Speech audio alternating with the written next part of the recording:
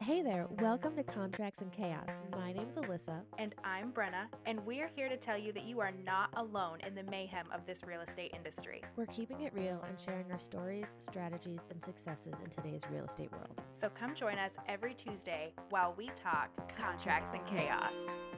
All right, we are back. We are live. By the time you listen to this, it won't be live, but right now we are live talking about something to do with money and real estate. And Brent, are you okay over there? No, I do know what we're talking about today. We are talking about expensive mistakes. Yes. Is it an upgrade or did we just spend money? Yeah. This is more geared toward, of course, the sellers in the market or the agents that are working with sellers in the market. Things that you can maybe say to them that maybe that eclectic, happy style is not going to be the biggest appeal to a buyer. And I'll say this, I just had a final walkthrough yesterday and it's brand new construction. It's a local builder and his fiance, who is actually... Ooh, are they closing? They will be closing. Is that who I think it is? Yes, it is. They will be closing the end of this week. Knock on wood. Uh-oh.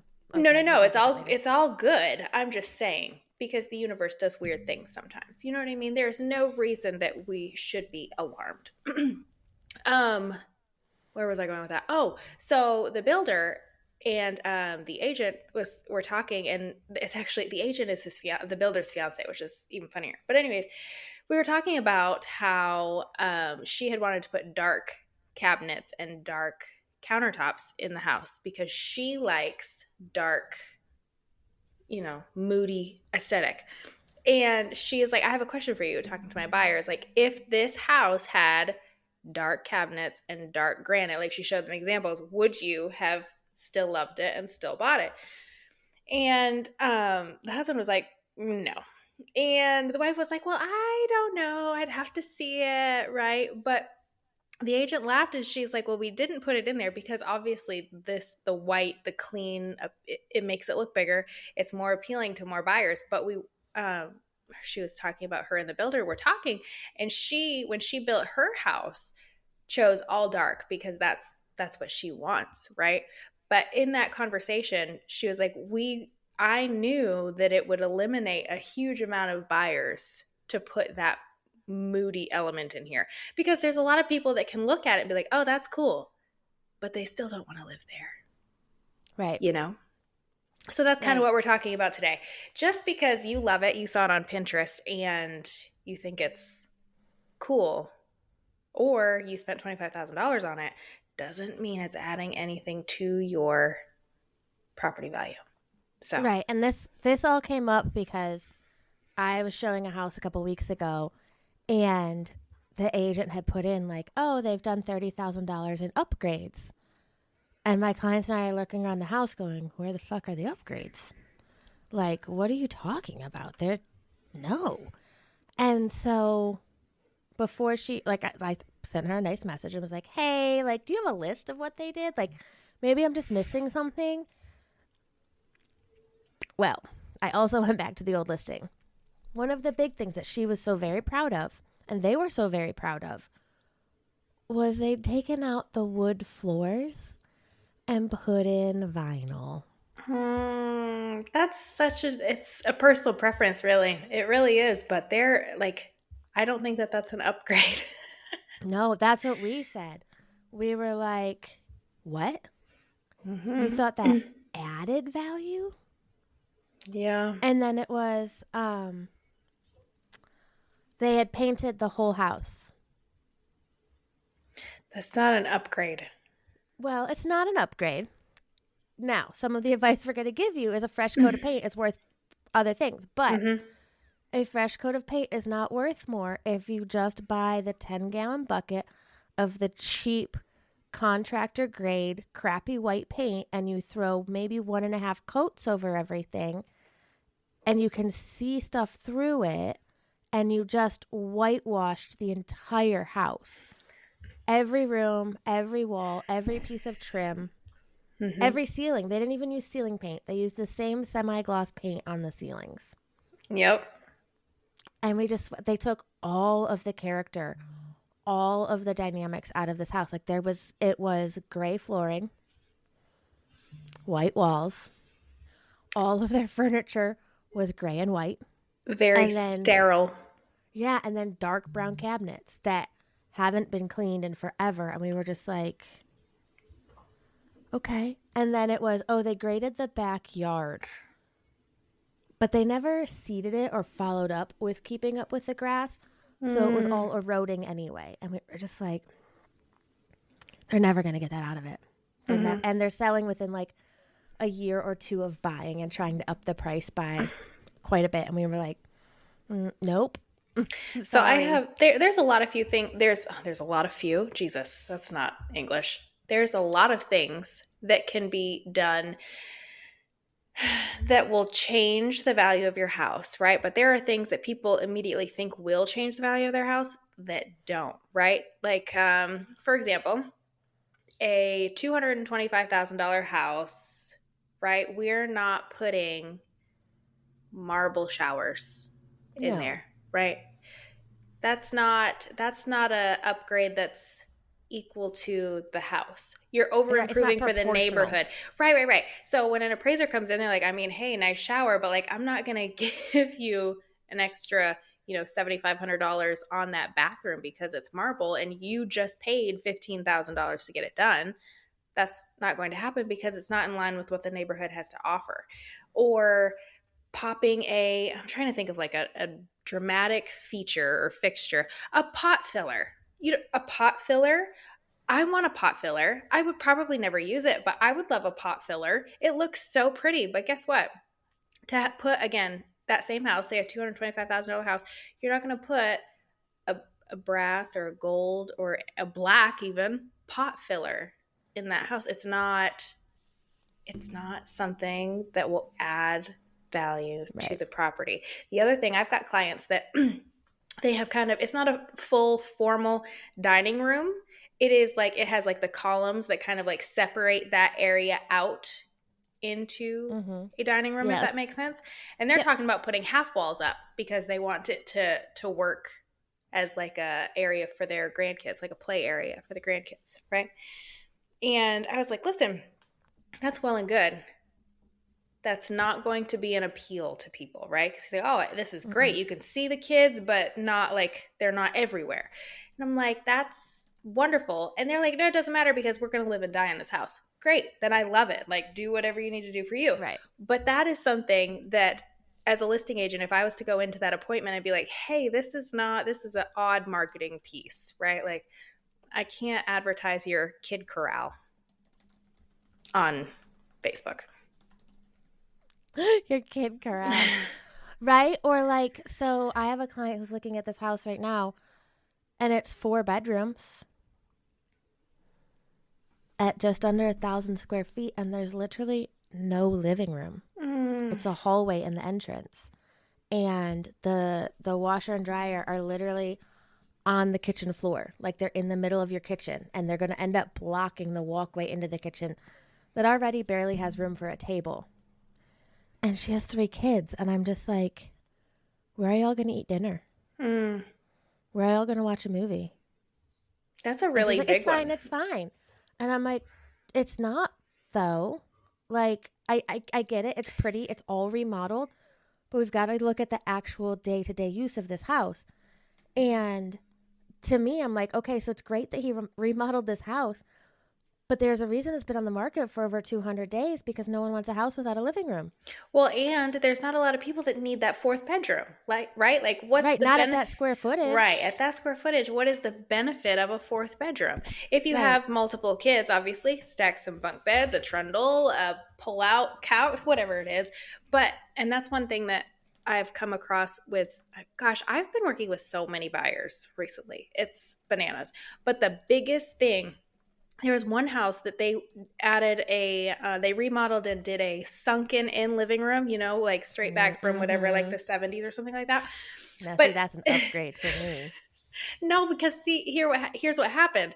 They took this giant section of floor that was like all one level, put a wall in to block off the kitchen, and now you step down into this living room. But now where you could have had, like you said, like a dining room table that's kind of like the eat-in kitchen scenario, and then your living room, now you've got stairs, and now you either have a small kitchen table right off the stairs in the sunken in living room, or you don't have a table Yeah. at all.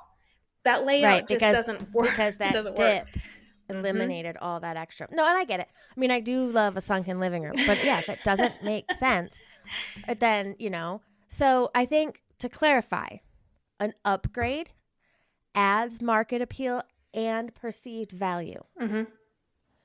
An expense is a personal preference with little to no ROI. Yeah. Like, I think that a good way to clarify if you're not sure or your clients aren't sure is, would a buyer pay more for this? Right. Or would they just tolerate it? Or is it going, even, I think you could say, is it going to eliminate the buyer pool? No living room eliminates buyer pool. Dark cabinets eliminates buyer pool. Mm-hmm. But some people would say, well, white cabinets eliminate buyer pool, because I have clients who are like, oh, the first thing going is those white cabinets. I'm like, yeah, I get it. Trust me.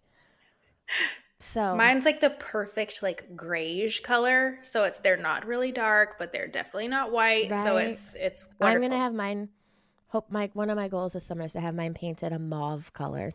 Oh, I know it's gonna eliminate the buyer pool, and that's fine because I don't plan on selling this house for quite some time. Mm-hmm. But I think the biggest thing that sellers run into is either A, they are thinking they're going to sell and they start doing these things before they reach out to an agent, right? So they're like, oh, again, happy on Pinterest, been on HGTV. This is such a cool thing. I'm going to change this, turn this office space, this beautiful office space, into a bedroom. I'm going to paint this accent wall DIY in the living room. I'm going to put wallpaper in the half bath, like those kinds of things that in some instances can really add to the property.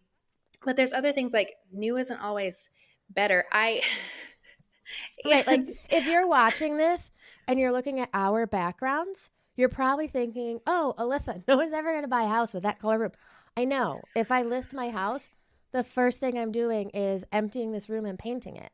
Mm-hmm. Like, Brenna's wallpaper might be a turnoff for certain people. I think it's adorable. I love it. But I don't all that consider matters. them. My husband, for example, my husband doesn't like my wallpaper, right? Yeah, because he's he's a very like old school. If it's fine, if it's it's good enough kind of thing. He likes right. Plain he's like colored. He doesn't need the fancy. No, he's like no. I wear green t-shirts and blue jeans because every day I wear green t-shirts and blue jeans. Yeah. Yes. Like that's his uniform. He doesn't even have to make any decisions in the morning because everything is exactly the same, and that's fine. But for me, I like it, right? So that's perfect. Right. But that's not necessarily, you don't want to shoot yourself in the foot your first day on market because you didn't want to take your wallpaper down, or you didn't want to repaint this is a perfect example, your living room.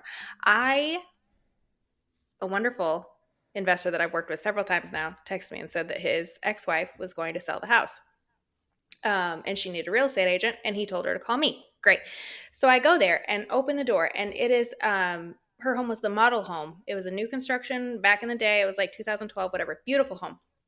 Open the door, and when I tell you that this level of red hit me in my soul. That early 2000s, not quite brick. Really, really red. And I was like, oh, wow. Okay. I feel like that era, everyone was painting their house that color and coloring their hair that color. Like That's true. It was all coming together. It was red on the walls and black ceilings. The living room was a mood, like the dark carpet or the dark rug, real dark furniture. Like it was vibey, but it was not the vibe, if that makes sense. You know what I mean? Mm-hmm. But one thing that she did, she was like, oh yeah, he already told me like that this was not going to work to sell the house. So they repainted the whole house. Talked about him because she's an artist, right? She had beautiful paintings throughout the house, but every single room was like a whole other dimension. And before we listed it, she cleared out a bunch of stuff, repainted the house, and she hated it, right? Because it's bland now. It's not who she is. But that's why we were able to get that house sold, because I don't know that I would have gotten it under contract as quickly as I did Actually, I do know that I wouldn't have gotten it under contract as quickly as I did. I could pull up MLS listings right now and tell you why these houses aren't selling. I go through expireds every day and I'm like, oh, that's why. You wanted top of market with your 2003 paint colors and decorations. But it's the same way. Like my dad is convinced he knows real estate, you know, and love you, Padre, if you're listening. But they have a big microchip company moving into the area. So he's like, oh, our house is going to be the one the executives want. And I'm like, again, love you, Padre. But I mean, it's a great, don't get me wrong. Their house is great. I love their house. It's 3 stories, comes out off the river, like a walkout basement with an apartment. And they've put a lot of work into it and a lot of good work. I will give them that. Like when they had the flood, which sounds really bad, but it's a whole story. Don't worry, the flood's been taken care of. It's cleaned up now. Yeah. It's irrelevant. Trust me, it's like $400,000 in just repairs. So it's good. But they not only fixed what was wrong, they actually redesigned the main living floor to open it up more. And it's absolutely worth the extra money they spent on that. But then my stepmom had a designer come in. And my stepmom is a lot like me in house decorating. It's a little eclectic, very bright colors. Awesome. Love it. Their house is beautiful. But it's very them. And I've told him, well, if you're going to do this, because he's like, I'm just going to list it high and one of the executives will buy it. And I'm like, that's not how this works, but sure. I said, at a minimum, you need to depersonalize and we're neutralizing this. Well, no, I said, it is beautiful. It's very beautiful, but it's not generic enough to grab a buyer pool. Isn't that terrible to say out loud? It's not on current trend enough, I think is the other thing. It's like, yes, this is very much your style. It is. I mean, I saw a house the other day in the mountains. I forgot to tell you the story. It's another bad agent I need to add to our bad agent episode. $695,000 listing. Probably could have gone for $650,000, but if he had neutralized the paint, and the paint's not even that terrible. They have like a lavender basement. It's a really pretty lavender. Blue and green bedroom. Still really pretty colors, but again, not neutral. I won't get into what the agent did or didn't do for this listing for this man, but it was, my clients were like, it's really great, but like his style was very particular. Well, and that leads into sorry, he put in a really big kitchen because he's a chef, but that there was no living room area anymore because it was all kitchen. Yeah. And my clients were like, that doesn't work for us. And I think that leads right into the part that if you're going to spend the money, here's what you should spend it on, right? Like what are the most impactful items that you can do as a seller or advise your sellers to do as a listing agent, which I think paint is the very basic, easy, top of the list thing to do, especially when we're talking about crazy colors, right? Yes, and use the right finish of paint. Use quality paint. Don't slap on something you bought at Walmart. Like, go buy decent, and it doesn't have to be top of the line. It really doesn't. But pick the correct finish. Don't, especially if a wall is flat paint, I'm sorry, you can't touch up flat paint. You just can't. It never looks good. You need to paint the whole wall. Yep. Because it is noticeable. And if the paint's been on there more than I'd say 5 years, and you think you can touch it up, you can't. The color has faded. You need to paint the entire wall because it is obvious. And you're going to end up doing it twice if you don't do it right the first time. I have I think I might still have a picture. I showed this house and they're like, oh, it's been paint touch up, yada, yada, yada. Well, I went in and I was like, oh yeah, I can see every single spot that they touched up, right? Yeah, I had one. You could see every place. I've had more than one. Oh, the roller stopped here. Oh, the roller stopped. I was like, what were you doing? The thought was correct, but say if that paint has existed and gone through the seasons and the sun and life, you cannot just open a new can and have it magically match. The next thing is flooring consistency. I have a picture. It's like, have you ever? There's a spot, and I don't remember what states it is, but you can like stand in 4 states all at the same time. Okay. Well, there's a picture. I think it's Nevada is one of the states. I have no idea where it is, but I have a picture of me like standing in this floor and I just like shoot down towards my feet, right? And where I'm standing, to my left, to my right, and in front of me are all different floorings. Yeah. All different floorings. And I Yep. have to tell you, that's one of the biggest turnoffs for buyers right now. It is. Flooring's expensive. It And absolutely this is. whole, you can tell, like, they're like, oh, we updated the bathroom, right? So we put new tile in there. There's no transition strip, which sucks, right? The hallway is one flooring. We have one color carpet in one bedroom. Obviously, one was just replaced, so it's a little bit fresher, a little bit cleaner. And then there's a different Click It LVP throughout the living room and kitchen. Mm-hmm. It's so hard for buyers to wrap their heads around. And mine, honestly, mine would probably, it may or may not fall in that category because I live in a historic home, so a certain percentage of my house has to stay original. Remain. One of the things they chose was the flooring, but it only worked in my entranceway in my living room. So then in the bedrooms, the flooring in my bedrooms, they match each other, but it's like a dark bamboo. But then they did in the kitchen this, like, it's a waterproof flooring, which I don't even know what it is, but it looks like chipboard kind of. I hate it. And I just haven't redone it. But I've come to the conclusion that when I redo that, I will probably redo the bedrooms or find something that as close as I can to match the bedrooms to create. Then I only have 2 flooring types. Yep. Other than, I mean, my bathrooms are penny tiles, so that's not. I don't take that as much into consideration as I do the living spaces. Yep. Yeah, absolutely. It's one of those things. Flooring is expensive, but if you have terrible stained carpet, I have a listing right now that I think we're going to end up pulling it off the market, and I advise them before we list it, you have to fix this floor, right? It's the only feedback that we've consistently gotten is the floor is torn up, right? And somebody goes in there and they're like, floor is expensive. I don't want to do a floor, And actually I have another one that's under contract, and they're like, oh, well, we're not replacing the carpets. When the carpets are so loose, like you can almost trip over them, right? Because they just shift and move and they're old, and it's just that was another piece of feedback that we got over and over and over, the flooring. Yep. The buyer hates because the flooring. It can be expensive. And buyers always go to highest price, worst case in their minds.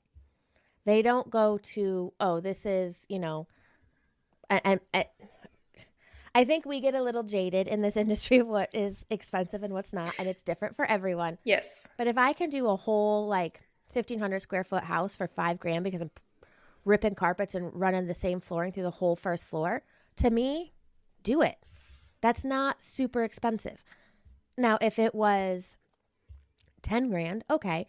But the buyer is looking at that going, that's got to be $10,000-15,000. I don't have, and if you had just done it, your house would be sold.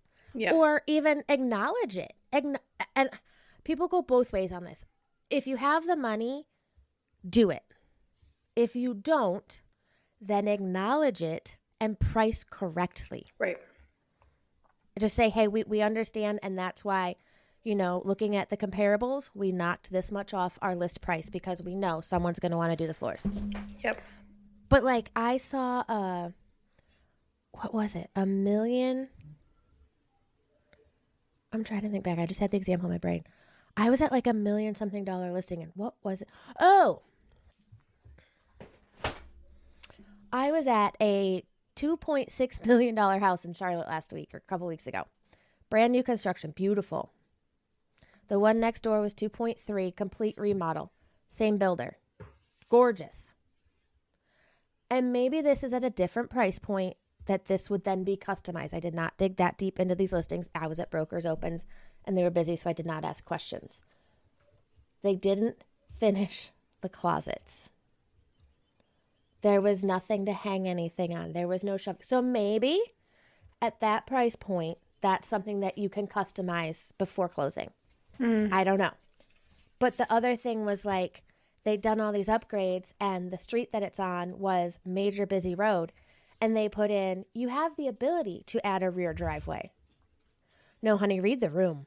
Add the driveway. At that, like, that is something where I'm like, that isn't even an upgrade. That's a necessity. But make sure it's, like we've said, it's compatible with the price point. But sometimes you just have to do it. Because like you said with your example with the carpets, everyone has said it's the carpets. I can guarantee you everyone on that house has said it's the driveway. Because for showings, they're going to have to try and navigate that busy road and not get slammed into in rush hour. Like, yeah, that's tricky. That's a that's a hard one because people want ease and convenience, you know. I think a couple of other ones, reasonable kitchen. Like, we don't have to get into them, especially if you're a real estate agent and been in the business. Like, you understand like a good kitchen upgrade is a great kitchen upgrade, right? Like, maybe if you're from like a countertops are falling apart, go ahead and get some granite. Put some granite in there, something like that. Those kinds of things go a long way. Same with bathrooms, right? Make sure that they're at least functioning. Right. Or if you're going to paint cabinets, have them done well. Yes. They're painted. Some cabinets, like I'm having mine painted. I'm going to have a professional do it and they will look amazing. Mm-hmm. But you come in, you see some and I'm like, did we give the toddler the paintbrush last weekend? Like, what?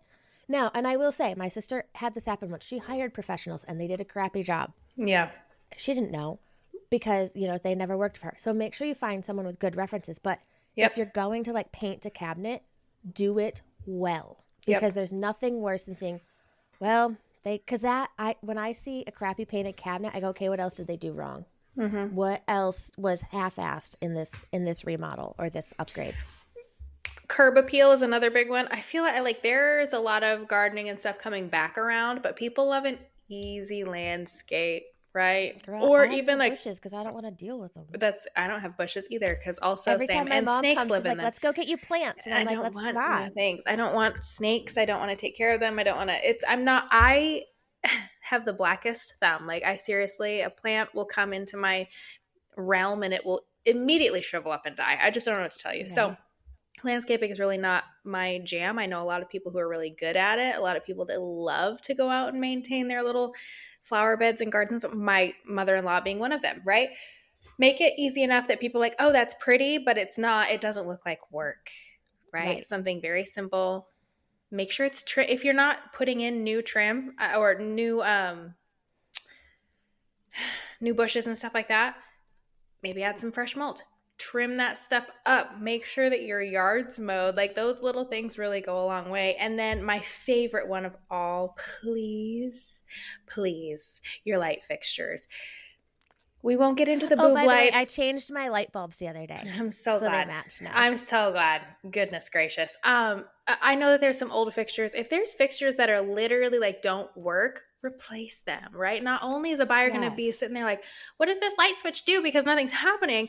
The inspector, when your house does go under contract, is going to be like, it could be a light bulb, could be faulty wiring, could be a fire hazard, right? At a minimum, if it works, make sure you have working light bulb. Even if it's a vacant flip or a vacant old rental, put the freaking light bulb in. I can't, because I'm like, I don't know. And I'm not going to put light bulbs in your listing for you. Yep. And I do because light bulbs drive me bonkers. So I do it. No, so as the listing agent, yes. Mm-hmm. As a buyer's agent, if I come to your house to show it, no. Understood. Because it's also a liability. Like, what if I put it in and it breaks? Nope. Right. Not touching it. Right. But I do think, the listing appointment I went on Friday, like, I was looking at the old pictures. They've only lived in it 2 years. And I was like, I don't know if they haven't done anything, I don't know how I'm going to get their money back out of this. Like, I was scared. And I told them that when I got there. I was like, so I'm so glad you've done these things. And the one thing I pointed out was, you guys upgraded the light fixtures. That makes a world of difference, because in the listing 2 years ago, it was the original 1998 brass and wood tone. And I was just like, please God, please God, please God, don't be this. And it wasn't. They had gone with like the flat black. It looked really pretty. And a new kitchen. And I was like, and new flooring. I was like, perfect, we're good. This is great. I'm going to get you way more. This is awesome. They seem little. Or even drawer pulls. Change your drawer and your cabinet pulls. I know that sounds silly. And like, what? Mine right now are, if I listed this house, I'd change them, because they're just, I can guarantee you, the people who did my house, it was men who designed it. They started.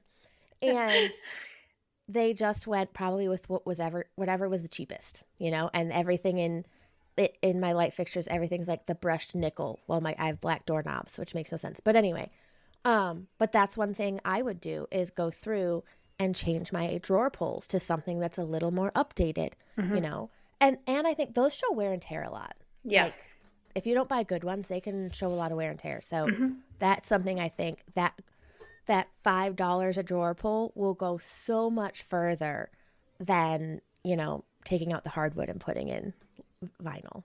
For sure. Well, and that's the other thing is like your risky moves are pulling out hardwood, putting in vinyl, taking out stone and putting in like those kinds of things. Like what you think is an inconvenience to maintain or take care of can be like hardwoods are very expensive to put in. So to pull those out and just put like not even a elevated LVP, because there are some really nice LVP floorings out there. Oh yeah, absolutely. But absolutely not to get the like $2.80 a square foot one to replace your hardwood. Just don't do that. Get a decent one. The other thing is, we've talked about this. Well, we kind of like circle back on all of these, but your hyper personal design choices, right? That really red and moody living room. That's not probably going to be a huge sell for a lot of people. The one I'm thinking of, my best friend from college is an artist, and when her kids were little, she did beautiful, beautiful murals in their bedroom. But when they went to sell that house, she had to paint it because, and I don't think I was even a realtor at that point. I may have been just getting into it, but I was like, no one is going to buy this house with Spider-Man jumping at the wall. Because, again, a buyer's going to come in, and even if they have kids, they're going to be like, well, my kid likes Batman, or my kid's a Disney princess, and they see, okay, this is more than just regular paint.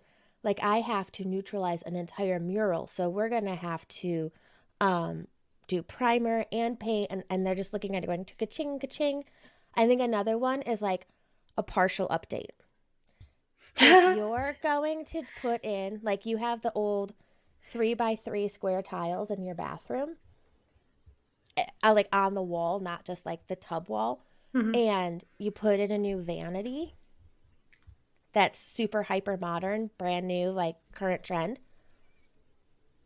Why didn't we rip out that? And I get it, it's an added expense. I just had this conversation with my dad because they're updating a half bath at my parents' house, and he has a couple of really nice vanities that he's picked up because he was going to replace it. And he's like, well, I think I'm just going to try to salvage. That's the word he used. Salvage the vanity that's in the half bath so I don't have to tear it out. And then because it's like it's fixed to the wall, he doesn't want to have to like mess with any of that. And he's just going to put in this granite top, like the granite sink on top of this vanity. I'm like, Dad, you use the word salvage this. Like, just take it. Like, you're going to put so much work into trying to save this. Just take it out and do the work to have it all. Exactly. Or, like, if you're only doing one part, it just looks half-assed. It's like, what? Now, if it got destroyed and you really don't have the budget, okay, that's one thing. But, like, find maybe a cool retro one that fits the vibe, you know? Like, but so you just said if it doesn't fit in the budget, and I think that that's an important thing to do. Yes. If you are working on a really, really tight, you can't put money into this listing. Like, you're already moved across the country for a relo. Like, there's a lot. Like, then we need to work on the problems, not the cosmetics, right? So if there is a plumbing issue under the bathroom, if we are getting water in the crawl space, if the roof is old, those things will go much, much farther. Cosmetics are great if we're able to have a presented house that's like buttoned up, clean, ready for show. But in the scenario that that's not able to happen, then having the big things done will go so much farther than you saying, oh, but I spent $5,000 on paint and new floors. And I think there's 3 questions we need to ask when we're figuring out what are we or should we be spending money on. What problem are we solving? Will it show up in photos and showings? And are we matching the neighborhood standard? Yes. Because I think those are good. Like, I think those qualify. So, like, because I'd rather have someone spend $5,000 on paint and flooring than $30,000 in a kitchen or a back patio or something that no one in the neighborhood has. And they're not going to be able to get it back out because everyone's going to go, well, we can't get that. We just can't. So I always think, like, compare the cost of the upgrade with the likeliness of the return on it Mm-hmm. and the impact on the days on market. Yeah. If not doing it is going to impact the days on market, then we should be doing it. If doing it is going to negatively affect the impact or the days on market, then we probably shouldn't be doing it. Yep. Yep. And because here's the thing, we can use comps and price houses the best we can all day long. But at the end of the day, and this is becoming more and more prevalent in our market right now, is that it's only worth what a buyer is going to pay for it, right? So whether or not you paid $25,000 for whatever you did in your house, if your buyer doesn't believe that it was worth that, or the appraiser doesn't believe that it was worth that, then it's not worth that. And we could do a whole episode on pools, right? Like I have a potential client down the road that they spent almost $125,000 in a pool and outside because their house was brand new. And then they got another appraisal because they were going to refi and take some cash out to be able to buy something else. And their appraisal only came in $15,000 higher than they paid for it originally. And I think that was false. I think that was a little skewed. But the appraiser said that it did not add the value because there's not enough comps with a pool. So I mean, that's what I hear a lot is a pool doesn't add that much. I mean, unless it's like a really nice pool. Right. They're like, we paid $80,000 for this pool, but guess what? That didn't show up on the appraisal. Right. So yeah. That sucks. Yeah. All right. I'm going to give you some quick fires. I'm going to give you an example and I want you to say upgrade or expense. Okay? I want to do some quick fire to wrap this up. Okay. Painting everything white. Upgrade or expense? Expense. Adding beadboard accents. Also expense. Replacing countertops. That is an upgrade. Removing formal spaces, so like dining rooms. I think that's an expense. I do. It has to be up to it's such a personal preference. The amount of money that you could spend in closing it in to do something else could be worthless to the buyer because they wanted it as that formal space. Right. Like maybe you really wanted it as an office and didn't have one or a bonus room to use as an office. Mm-hmm. But again, it could go, I mean, maybe it could go the other way. A lot of people work from home these days and aren't doing formal dinners. Yep. So if there's another dining space, trendy tile backsplashes. So I'm thinking like not just the nice clean ones, the super particular tiles. Nah. Like my mom's kitchen backsplash. Sorry, Mom. It's cute. It's cute, but if I were listing a house, and it fits her house, it really does. But in a regular house, I'd be like, we're taking that out. Well, I guess it would depend on the house then. You know what I mean? Because if we're talking about them having no backsplash versus a trendy tile backsplash, then I'm on board with the backsplash. But if we're taking out a perfectly beautiful white subway tile backsplash to replace it with some like paisley print, I'm a vote no. My mom's is a paisley. Oh my God, I'm so sorry. No, it's okay. It's like I didn't know. No, hers is like it's like this. It's really That's it's actually pretty, hilarious. and it fits. She lives in like a 200-year-old farmhouse with a very rustic vibe in her kitchen, and it's like this paisley quilty Mexican. It just. I'll take a picture of it when I go home at the end of the month and send it to you. Like, hey, here's that tile, you trash. No, but one of the things like. Back to the countertops, when we redid her bathroom, I told my stepdad we need to put granite in, and he said no and went with the and I was like, okay. All right. Okay, backyard improvements without the maintenance. So like say someone put in this beautiful like brick patio, but they obviously have not been taking care of it. Expense. Agreed. Expense. Agreed. And don't ever volunteer to help my dad put in one of those paver patios. You get hit in the head with a mallet. Oh no, that's terrible. Yeah. It was hey, stand right here, hold it just like this, whack. And then he was like, why are you crying? And I was like, that hurt, Dad. I think it's funny, and we'll wrap up with this because we've talked a lot about our parents on this episode. And so for you listing agents out there or you sellers out there, like don't take it too hard. Like we tell our own parents this stuff and they still don't listen to us sometimes. So, or like, do you ever walk into a listing and you're like, oh, my mom could live here. This is my mom's house. I'm like, or I hope my dad doesn't listen to this. I walked into my dad's house last time I was home and I was like, oh, the old people live here. Oh no, not the I was old like, we're gonna have to have a people. conversation. The old people smell. But yes, we give this advice to our family. So don't feel like we're insulting you, because we're not. We're just trying to get you the best we can for your listing. Yeah. So Yeah. On that note, guys, we will see you next week. yes. We just finished another episode of Contracts and Chaos, but believe me, the chaos does not stop here. So check out the show notes for our email address and where to follow us on socials, and we will see you next week.